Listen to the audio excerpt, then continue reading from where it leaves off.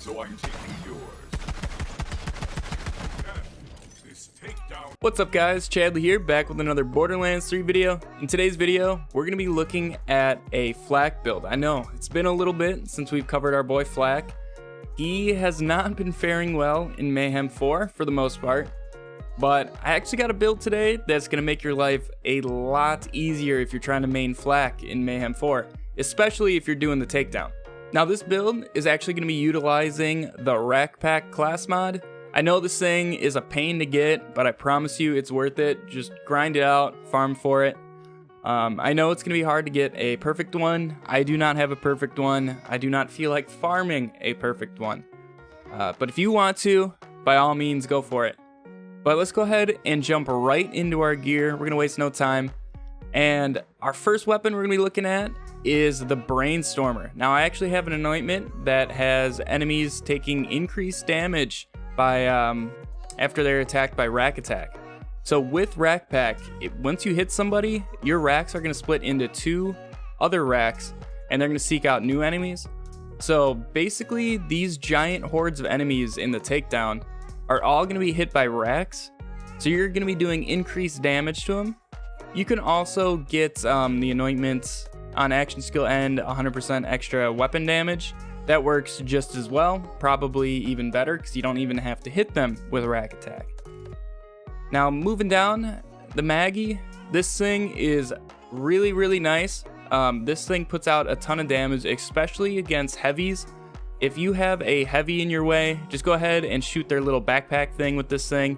And within a clip or two, depending if they're badass or not, you will take them down, I promise you, especially if you have the Rakk attack anointment or the weapon damage on action skill end anointment. Then, probably one of the best guns for the entire takedown, we're going to have a recursion. This thing really helps you out for the mobbing sections. It is really nice, and all the boss fights, this thing just destroys. You do not have to be on Amara. This is not an Amara exclusive gun. This does work very well with Flak, I promise you. So you're definitely going to want a shock corrosive variant of the recursion. And then if you can get the ×2 as well as an anointment for extra damage, that just helps out as well. It's not necessary though. This thing does work regardless, but definitely strive for a shock corrosive variant. And then for one of the best single target damage guns in the game, the Cutsman. Now, I don't have a perfect Cutsman by any means. In an ideal world, on action skill end, I'd have 100% extra weapon damage. That'd really come in clutch, especially for the Wotan fight if you're trying to finish off his lower half, or just any other armored mobs throughout the takedown. Now, I don't really switch weapons at all during this takedown. Obviously, the Shock Brainstormer, the Maggie, Shock Corrosive Recursion, and then I always keep on the Corrosive Cutsman. Moving down, then probably the best shield in the game, the Transformer.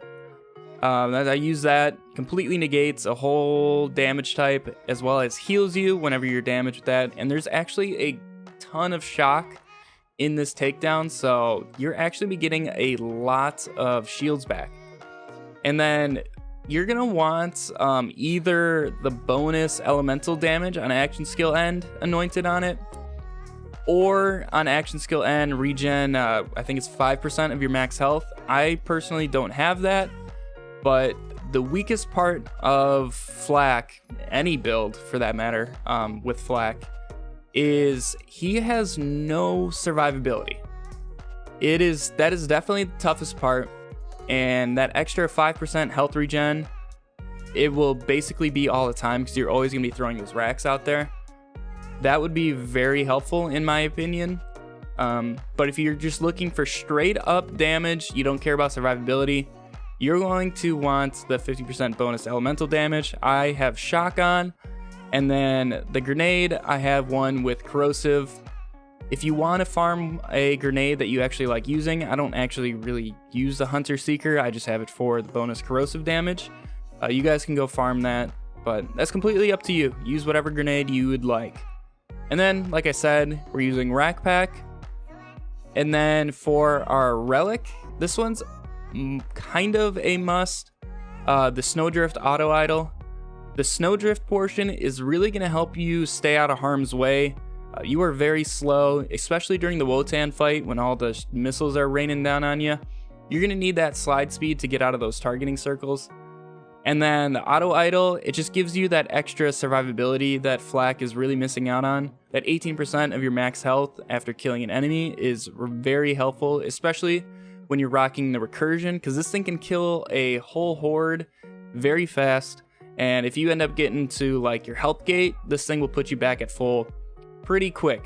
Now I will be including the save file, and then I have a ton of extra Rakk attack anointed weapons in here. So whatever you guys need to use, go ahead, equip it. This is just what I personally use for the takedown, but if you're just going through Mayhem 4 or fighting different bosses, your needs may change, so go ahead and just go through here. But let's go ahead and move on to our skills. So we're obviously going to start here in the Hunter skill tree. This is where our Rakks are going to be. And then for our augments for Rakks, we're going to be using Falconer's Feast. This is like your only source of health regen besides the auto idle. So that's why this is very important. This is going to save you, especially if you're playing this right and always throwing out your Rakks.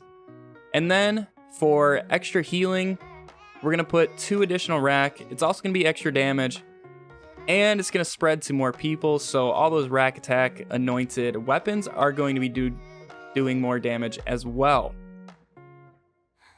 So that's why we're not using Rexcelerate, because the extra charge and the cooldown rate is basically negated with the Brainstormer.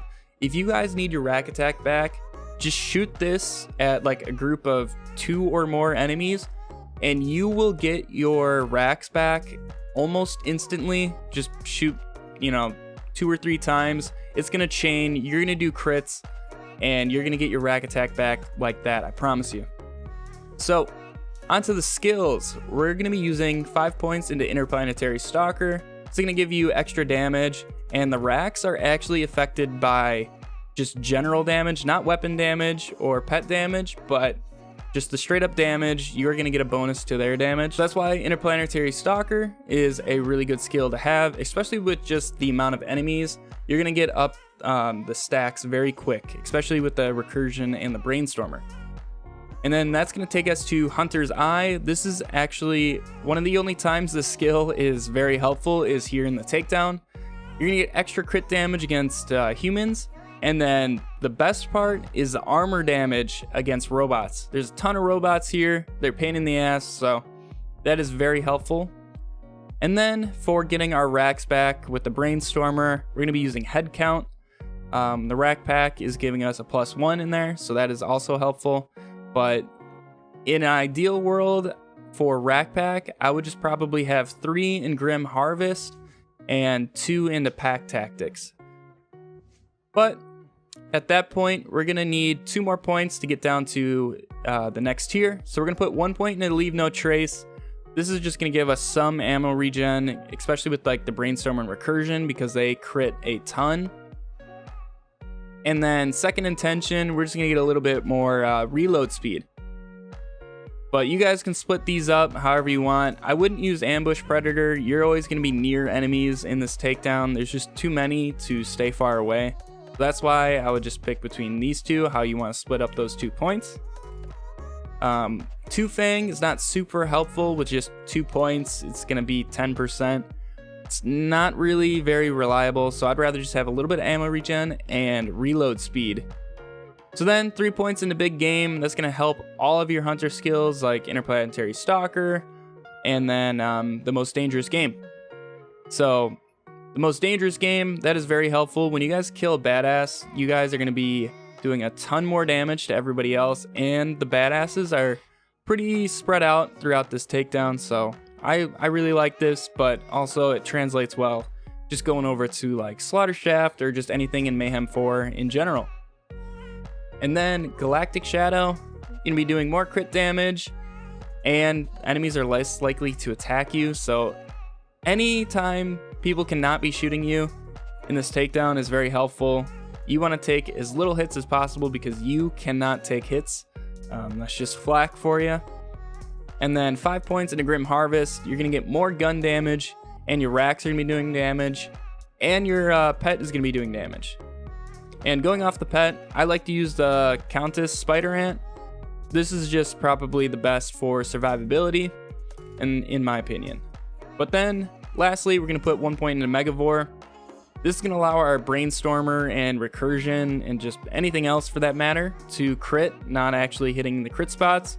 So that is very helpful, especially when paired with head count. Now moving over to our Stalker skill tree, we're going to get as much health as possible and health regen. So we're going to put Self-Repairing System, 5 points into there, and then also 5 points into Furious Attack. It's going to help you out with some extra gun damage when you're spraying down enemies. And then 3 points into all my BFFs. This is going to help your Spider Ant stay alive so much better because they're going to share a huge chunk of your health regen. And they're going to bail you out a good number of times if you end up going down. So definitely you're going to want your pet alive as much as possible. And also it's just another thing that enemies can always be shooting at that's not you. So that's why I really like all my BFFs. I didn't originally have this in this build, but I actually tried it out with it and I really liked it. The Spider Ant stayed alive much more easily throughout the entire takedown. Obviously, except for Wotan, your pet is not going to be a help during Wotan.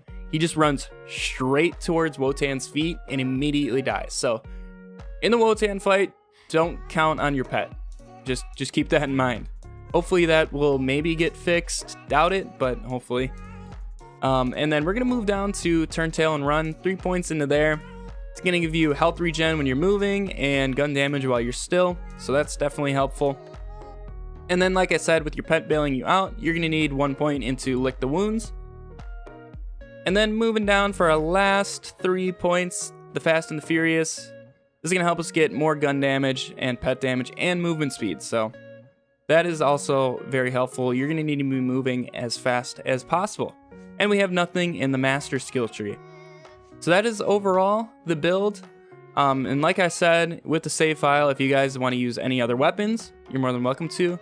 But let's just go ahead and run into this takedown, and I can show you guys some little tips and tricks on how to make it easier for you.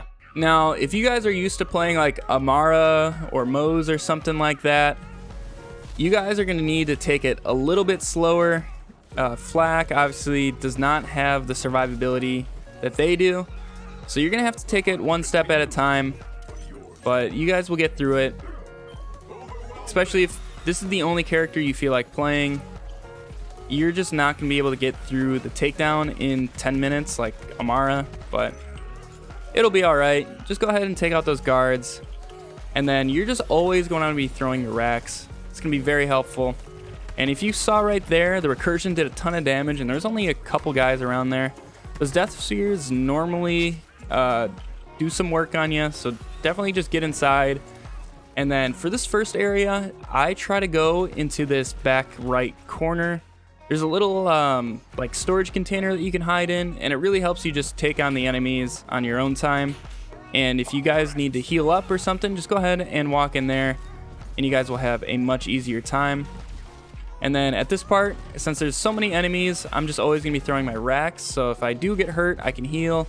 And then otherwise, I'm just going to be shooting the Recursion around and let that thing do what it does. All right, we can finally take on the Kraken here. So we're going to go ahead and switch over to our corrosive side of our Recursion. And we're just going to shoot that right in there. And as you can see, you do not need to be Amara. Now, unfortunately, this guy got us, but we'll be all right. He was basically dead anyways, and we'll just pull out the Maggie and finish him off. All right, so the Valkyries are a little tough, but if you can keep a good group of enemies near the Valkyries, you guys will have a okay time taking them down. The Maggie actually surprisingly does pretty well against these guys. If I had a good anointed Cutsman, I would be using that. Unfortunately, I do not. So we're just gonna have to do the Maggie and get him down to his immune state. But if you guys can keep a good group, the Recursion will do most of the work for you.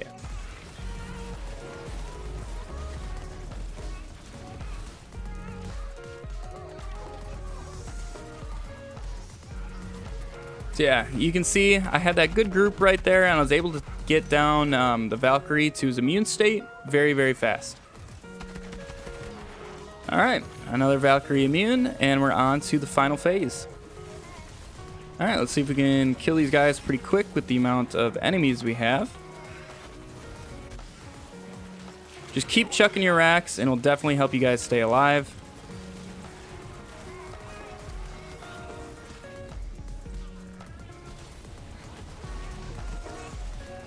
Keep moving, keep moving. You guys can use your slides if you have the snowdrift on. Our pet is down right now, so we're going to try to be a little careful. And there we go. Valkyries are done. Now, hopefully those first two encounters were enough for you guys to know how powerful Rakk Attack Flak can actually be. Now, all we're missing is a little bit of health regen with that anointment, like I said, on the Transformer. I think that would make a huge difference in this build. So definitely strive for that if you can. Anointments are very helpful with this build. Flak is very weak, so you're going to need as much power as you guys can possibly get. So definitely get to farming or trading. If you guys need some trades, you guys can join the Discord. There'll be a link in the description down below. We have trade chats for every platform, PS4, Xbox, as well as PC. So go ahead and join that. And there's plenty of people in there trading all the time, so definitely take a look. But that's gonna wrap it up for this Flak build. If you guys found this build helpful, make sure to leave a thumbs up on this video to let me know. If you guys want to see more Borderlands content, make sure to hit subscribe. But I'm gonna leave you guys here with the full Wotan fight. So enjoy, and I'll catch you guys in the next one. See ya.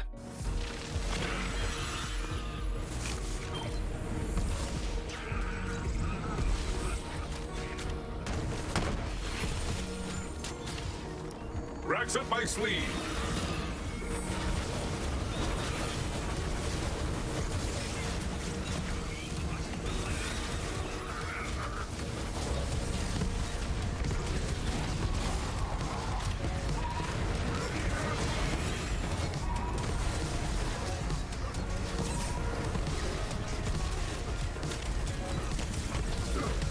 The bloodshed, the chaos.